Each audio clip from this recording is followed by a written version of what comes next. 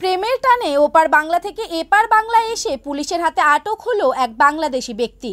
ঘটনা প্রসঙ্গে জানা গিয়েছে, মেটেলি ব্লকের বিধাননগর গ্রাম পঞ্চায়েতের মাথাচুলকা গ্রামের এক তরুণী ও বাংলাদেশি এক ব্যক্তির মধ্যে প্রেমের সম্পর্ক তৈরি হয়েছিল। কয়েক মাস আগে সোশ্যাল মিডিয়ায় আলাপ হয় এই বাংলাদেশি নাগরিক এবং এই তরুণীর মধ্যে।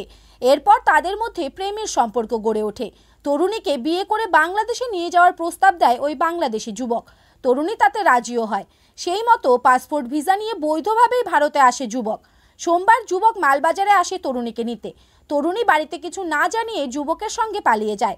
এদিকে তরুণীর খোঁজ না পেয়ে সোমবারই মেটেলি থানায় নিখোঁজ সংক্রান্ত একটি অভিযোগ দায়ের করে তার পরিবার।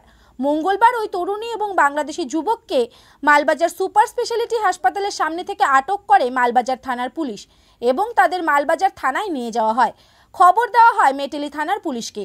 সেই মতো মেটেলি থানার পুলিশ মালবাজার থানায় এসে ওই দুজনকে নিজেদের হেফাজতে নিয়ে মেটেলি থানায় নিয়ে যাওয়ার উদ্দেশ্যে রওনা হয়।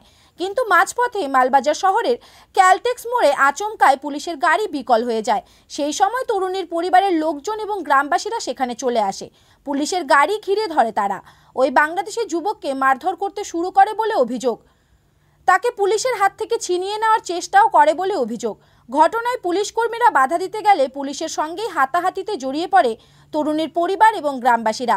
ঘটনায় উত্তেজনা তৈরি হয়। খবর পেয়ে মালবাজার থানার আইসির নেতৃত্বে পুলিশ বাহিনী পৌঁছে পরিস্থিতি নিয়ন্ত্রণে আনে। আটক তরুণী ও যুবককে আবার ঘুরিয়ে মালবাজার থানায় নিয়ে যাওয়া হয়।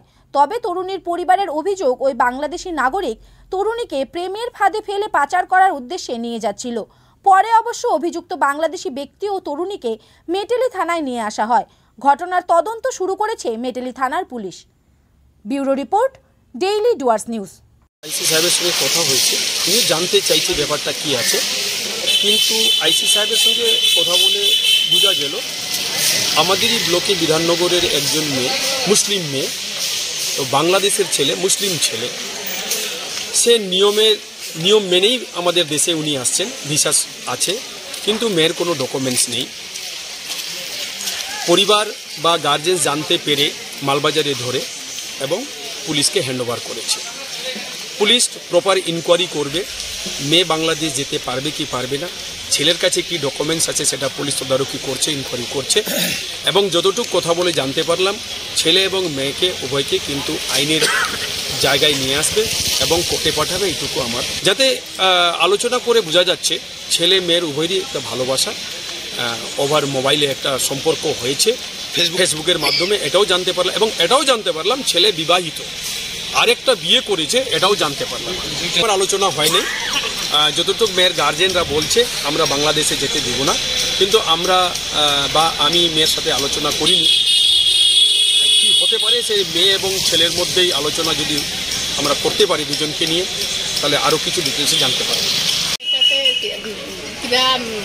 রাত্রের সময় বাড়ি হতে বাইরে গেছি। কালকে কি বার ছিল? সোমবার। কালকে থেকে বাড়িতে ছিল না? হ্যাঁ, ছিল না।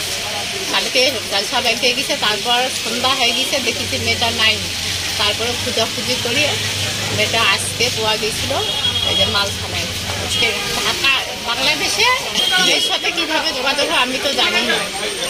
দুজনের মধ্যে আমি বোধহয় যোগাযোগ হয়ে গেছে, আমি তো জানি না, আমার মুখের সামনে তো হয়নি। ভালোবাসার কারণে আসিল না, এলা ছেলেটা আমরা পাচার করিয়ার জন্য আসিল আমার মেয়েটাকে। আমার মেয়েটা তো ওর বয়স তো অনেক হয়ে গেছে, 50 বছর, আর আমার মেয়েটা তো বয়স 25। মেয়ে তো এটা মেট্রিক থানায় আছে।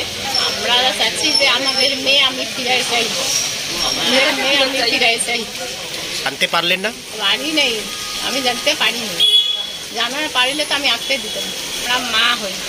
আপনার নাম? শামসিনা বেগম।